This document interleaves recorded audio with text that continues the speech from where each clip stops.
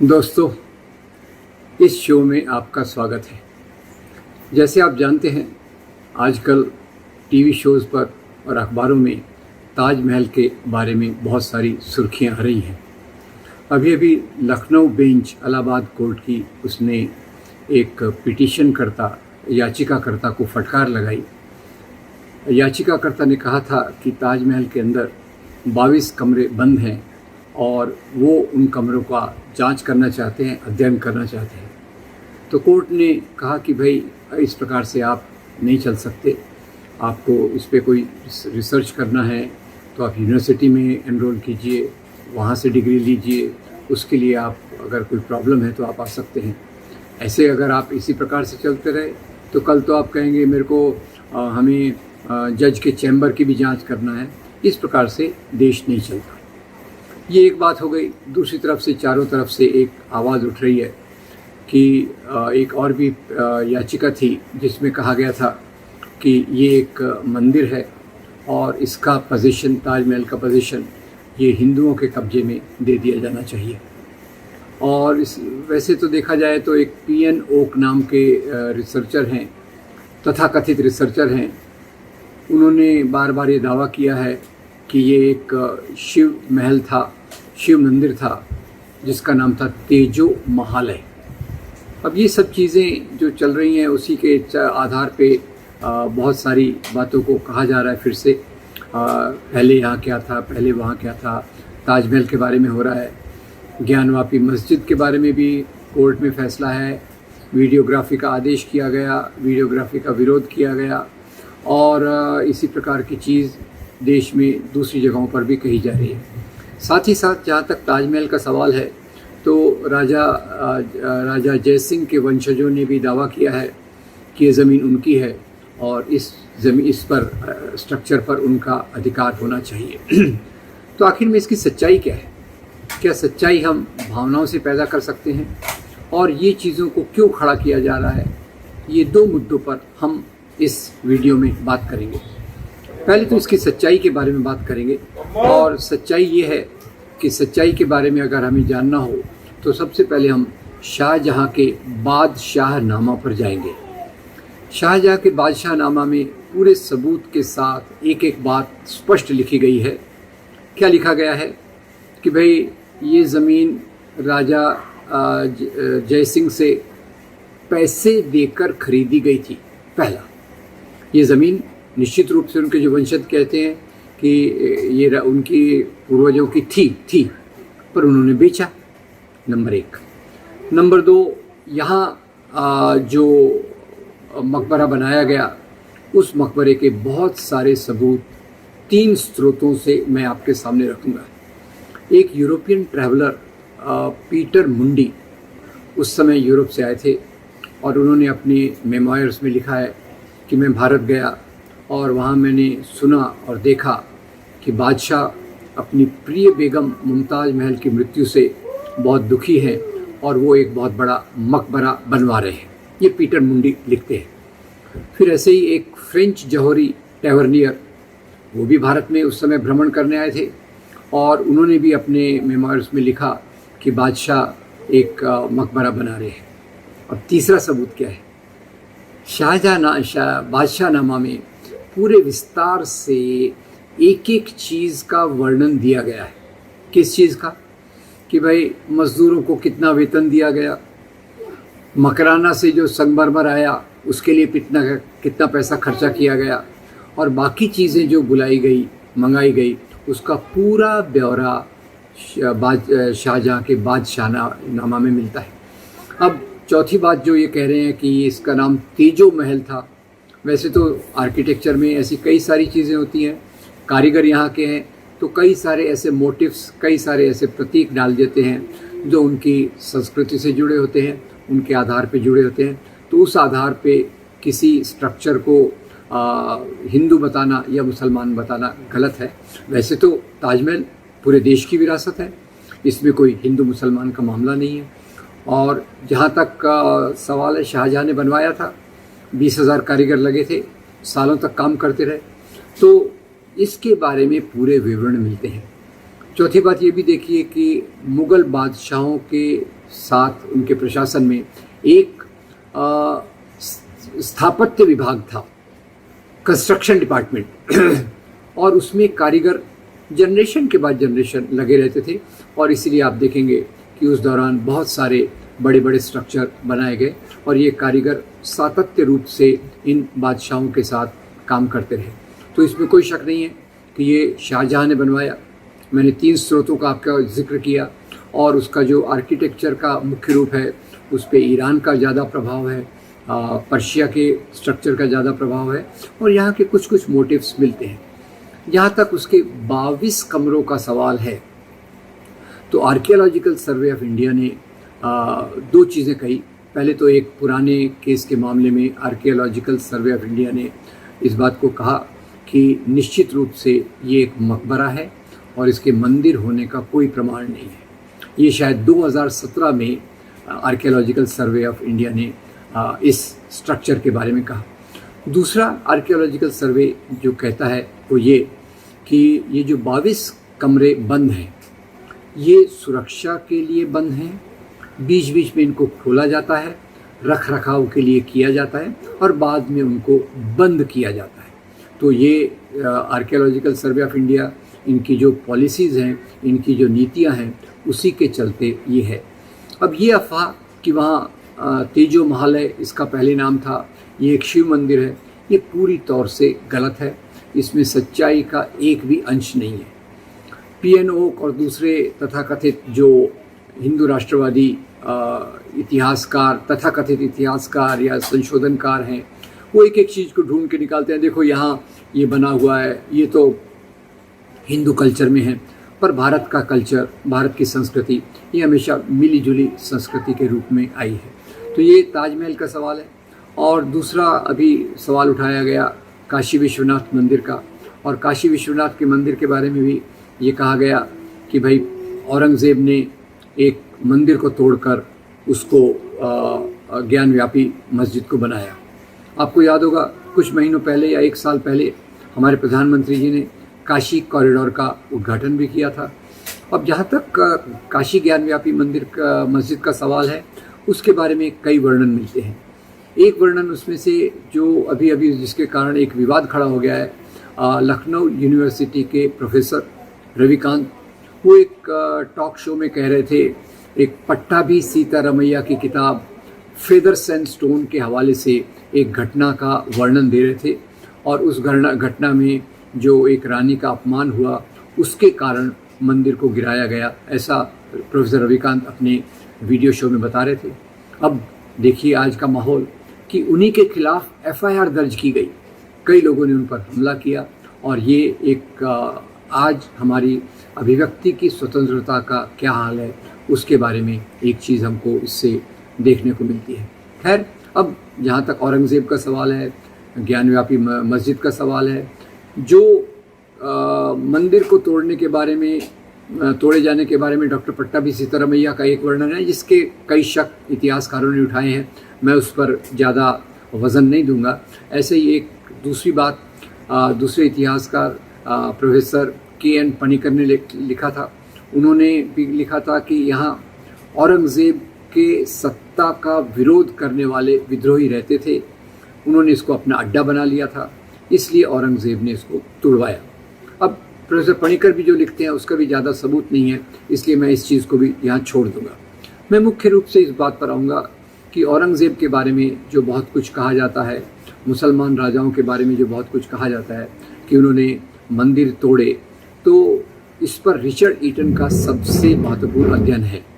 वो कहते हैं इस बात को बहुत बढ़ा चढ़ाकर बताया गया है और रिचर्ड ईटन के जो एसे आया था वो वायर में भी आया था, वो फ्रंटलाइन दिसंबर 1995 और जनवरी 1996 के पहले इश्यू में 2 भाग में आया था। उसमें रिचर्ड ईटन ये बताते हैं कि कई हिंदू राजाओं ने भी सत्ता के प्रदर्शन के लिए कई मंदिरों को, विरोधी राजा के मंदिरों को तोड़वाया। ये बात रिचर्ड ईटन अपने जो शोध निबंध है उसमें इस प्रकार से कहते हैं।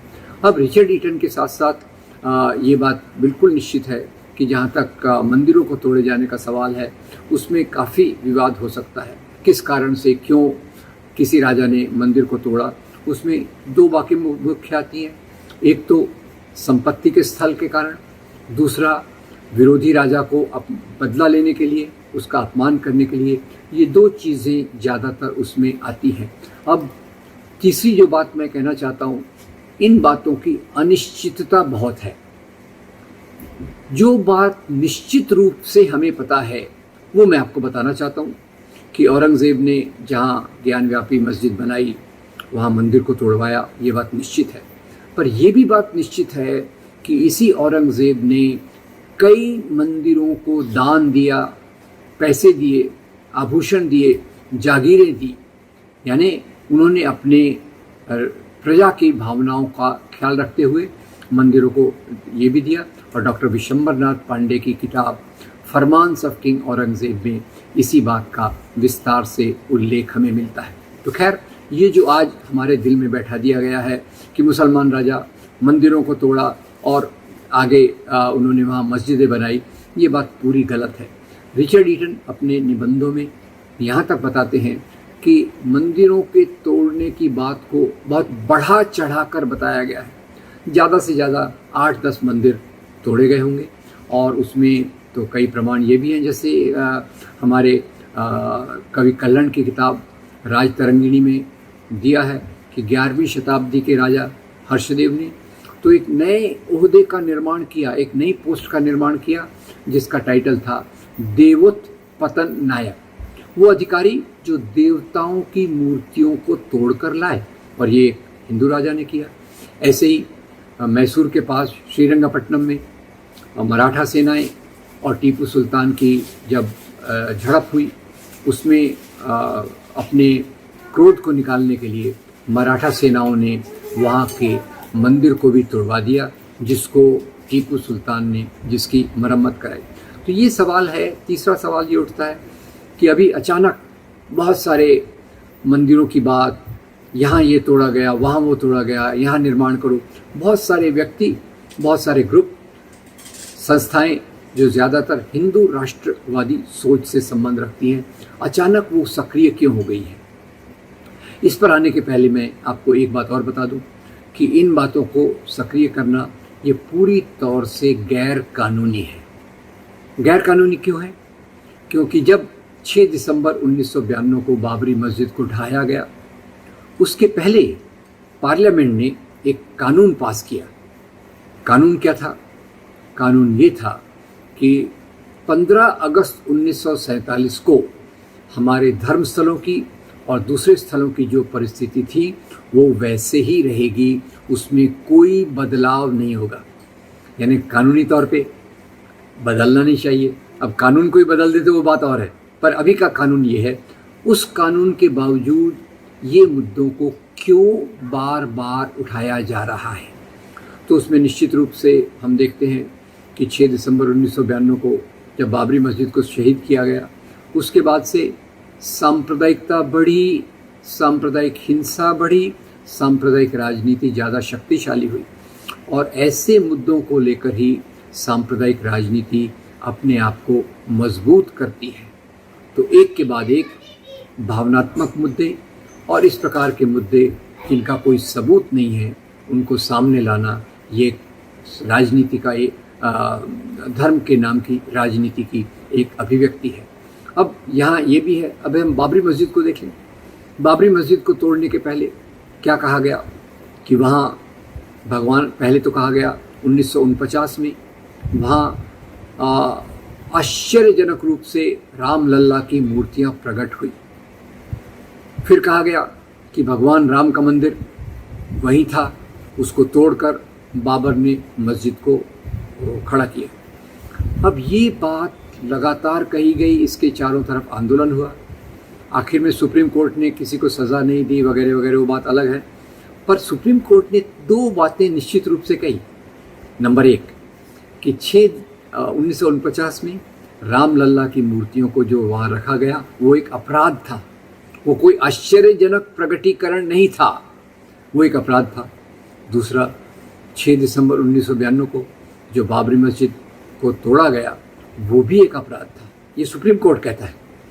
उसी के साथ साथ सुप्रीम कोर्ट का ये भी कहना है कि वहाँ पहले मंदिर था, इसके कोई प्रमाण नहीं मिलते। मैं नहीं कह रहा, सुप्रीम कोर्ट कह रहा। और अंतिम बात जो सुप्रीम कोर्ट ने स्वीकार की, जो बात कही, वो बात ये थी कि भगवान राम का जन्म वहीं हुआ था, ये कहना दावे के साथ असंभव है। तो जिस आधार पे राम मंदिर आंदोलन को खड़ा किया गया, वो पूरा का पूरा आधार सुप्रीम कोर्ट ने निरस्त कर दिया, उसको गलत बताया। और उसके बावजूद आज इन मुद्दों को खड़ा करने की कोशिश की जा रही है। एक बात मैं कॉमन सेंस से बताना चाहता हूँ, इतिहास में जो हुआ, मंदिर तोड़े गए, मस्जिदें तोड़ी गई, मंदिर बनाए गए, मस्जिदें बनाई गई, उसके पीछे राजाओं का रोल वो हम देख सकते हैं, पर इसके पीछे धर्म का कारण बहुत कम था। और आज जब धर्म के नाम की राजनीति बहुत आक्रामक रूप में सामने चल रही है, उस समय इन्हीं मुद्दों के आधार पे राजनीति को किया जा रहा है। और हमारे जो मूलभूत मुद्दे हैं, जो हमारे रोजगार से जुड़े हैं, हमारी शिक्षा व्यवस्था से जुड़े हैं, हमारी स्वास्थ्य व्यवस्था से जुड़े हैं, उनको नज़रअंदाज करके इन्हीं भावनात्मक मुद्दों के आधार पे समाज में ध्रुवीकरण, नफरत का बढ़ावा और सांप्रदायिक राजनीति का मजबूत करना ये चल रहा है। तो दोस्तों, ताजमहल देश की एक महान विरासत है। पूरी दुनिया में देश ताजमहल के कारण भी जाना जाता है, बाकी चीज़ों के कारण भी जाना जाता है, ताजमहल के कारण भी जाना जाता है। उसकी खूबसूरती और उसका एक बनावट वो हमारे पूरे भारतीय के लिए एक गौरव का विषय है। और इसी को अभी उत्तर प्रदेश की सरकार ने बार बार जब हमें टूरिस्ट स्पॉट्स की लिस्ट बनाई, उसने ताजमहल को उससे बाहर रखा। ये सवाल ऐसा है कि जिस पर हम सब लोगों को सोचना चाहिए कि देश को किस दिशा में आगे ले जाना है, किस प्रकार का भारत हम बनाना चाहते हैं। वो भारत जो वास्तव में कई सभ्यताओं, कई धर्मों, कई भाषाओं, कई संस्कृतियों के मेलजोल से निकला, या वो एक संकीर्ण सोच जो केवल एक धर्म के एक वर्जन को लेकर समाज पर एक राजनीति को थोपना चाहता है। मैं उम्मीद करूंगा कि इस प्रकार के मुद्दों को हम समाज में नहीं ले आएंगे, ताजमहल की खूबसूरती बनी रहे, लोग उसको देखते रहें। और जो काशी का मंदिर है, आखिर में मुझे ये भी याद आता है, ये वही मंदिर है जहाँ उस्ताद बिस्मिल्लाह खान उसकी सीढ़ियों पर बैठकर शहनाई वादन करते थे और हिंदू देवी देवताओं की स्मृति में उन्होंने इतने महान संगीत का सृजन किया। यह असली भारत जहाँ मेलजोल, एक दूसरे की सभ्यता का स्वागत इसके मुख्य भाग है, उसी को लेकर आगे चलना चाहिए, ऐसा मुझे लगता है। मैं उम्मीद करता हूँ हम पूरा देश इस रास्ते पर चलेंगे और जिस कारण से भावनाएं भड़कती हैं, जिस कारण से ध्रुवीकरण होता है, जिस कारण से हिंसा हो सकती है, उनको दूर रख के इतिहास की तार्किक सोच और भारतीय इतिहास की बहुल्यवादी सोच को लेकर हम देश को आगे ले चलेंगे और इन मुद्दों को हम अपने पटल से दूर कर देंगे। इन मुद्दों की हमें कोई ज़रूरत नहीं है।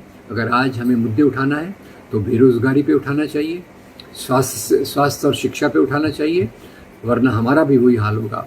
श्रीलंका में जो हुआ, ये उसका एक सैंपल हम देख रहे हैं। श्रीलंका में भी सिंहला संस्कृति, सिंहला भाषा, सिंहला धर्म के आधार पे राजनीति को खड़ा किया गया और आज उसकी दुर्गति हम सबके सामने है। हमारी विरासत बहुत अच्छी है, उसी विरासत को सहेज के ले चलना ये हमारा कर्तव्य होना चाहिए और उसी रास्ते पर हमें चलना चाहिए। उम्मीद करता हूँ ये बातें आगे तक जाएंगी। अगर आपको ये वीडियो अच्छा लगा तो इसको लाइक कीजिए, फॉरवर्ड कीजिए और हमारे चैनल को ज़रूर सब्सक्राइब कीजिए। Thank you very much.